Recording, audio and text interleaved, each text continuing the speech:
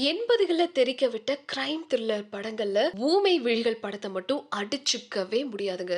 அந்த படத்துல ஒரு சின்ன மைன்யூட்டான விஷயம் இருக்கும். இந்த விஷயத்த எல்லாரும் கவனிச்சிருப்பாங்களா? இல்லையான்றது தெரியல. அத பத்தி தான் இந்த வீடியோல டீட்டெயில்டா நான் உங்களுக்கு சொல்லப் போறேன். 1986ல ஊமை விழிகள் படத்த ஆபா வாணன் தயாரிச்சிருப்பாரு. அரவிந்த் ராஜ் இயக்கியிருக்காரு. பிலிம் இன்ஸ்டிடியூட் மாணவர்கள வச்சு எடுத்த படம் தாங்க ஊமை விழிகள். ராஜராஜ சோழன் தான் சினிமாஸ்கோப்ல வந்த முதல் தமிழ் படம். சிவாஜி நடிச்சிருப்பாரு. அதுக்கப்புறமா வந்த படம் அலாவுதீனும் அற்புத விளக்கும். ரஜினி, கமல் எல்லாரும் நடிச்சிருப்பாங்க. அதுக்கப்புறமா நீண்ட இடைவெளிக்கு அப்புறம் வந்த திரைப்படம் தான் ஊமை விழிகள். இந்த படத்துல முதல் 48 நிமிஷங்களுக்கு அப்புறம் தான் ஹீரோவான விஜயகாந்தே என்ட்ரி ஆவாரு. இது வழக்கமான ஒரு கதையாவே இருக்காதுங்க. இந்த படத்துல பில்டப் கொடுத்துக்கிட்டே இருப்பாங்க.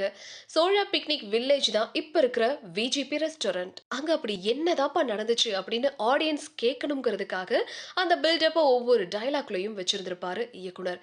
விஜயகாந்த், அருண் பாண்டியன், தியாகு, கார்த்திக், சரிதா, சந்திரசேகர், ஜெய்சங்கர், ரவிச்சந்திரன், ஸ்ரீவித்யா, கோகிலா, இளவரசி, மலேசிய வாசுதேவன், செந்தில், விசு, கிஷ்மு, சங்கீதா, தேங்காய் ஸ்ரீனிவாசன், லூஸ் மோகன், ஆனந்தன், டைமண்ட் பாபு, சசிகலா, மீசை முருகன், டிஸ்கோ சாந்தி, ஆனந்தன், எஸ்.ஆர். ஜானகி அப்படின்னு எக்கச்சக்கமான நடிகர்கள் நடிச்சிருப்பாங்க. இதுல எஸ்.ஆர். ஜானகி தான் அங்க ஒரு வயசான பாட்டிய நம்மள மிரட்டியிருப்பாங்க. அனவார் ஃபிக்லனஸ் அப்படின்ற ஒரு லென்ஸ் கொண்ட வித்தியாசமான கேமராவுல முதல்ல இந்த படத்தை எடுத்திருப்பாங்க. படத்துடைய மியூசிக் மனோஜ் கியான். கேப்டன் ரசிகர்கள் ரொம்ப பெரிய அளவுல கொண்டாடிய படம் தாங்க இது. கிளைமேக்ஸ்ல வரக்கூடிய கேமராவுக்காக கிளாப் அடிக்க ஆரம்பிச்சிருப்பாங்க. படத்துல ஃப்ரிட்ஜ் திறந்தா ஒரு பொண்ணு நடுங்கிட்டு இருக்கும்.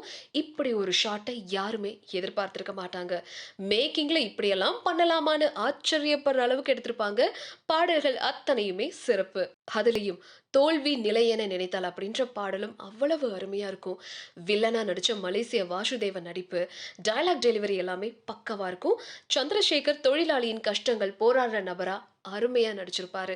படத்துல ஒவ்வொரு 10 நிமிஷத்துக்கும் ஒரு கேரக்டர் புதுசு புதுசா கொண்டு வந்து விறுவிறுப்பா கொண்டு வந்திருப்பாங்க. எல்லாருக்குமே நல்ல பெர்ஃபார்மன்ஸ கொடுத்திருப்பாங்க. படத்துல ரொம்ப மிரட்டுற வில்லனா ரவிச்சந்திரன் இருப்பாரு. டயலாகே இருக்காது.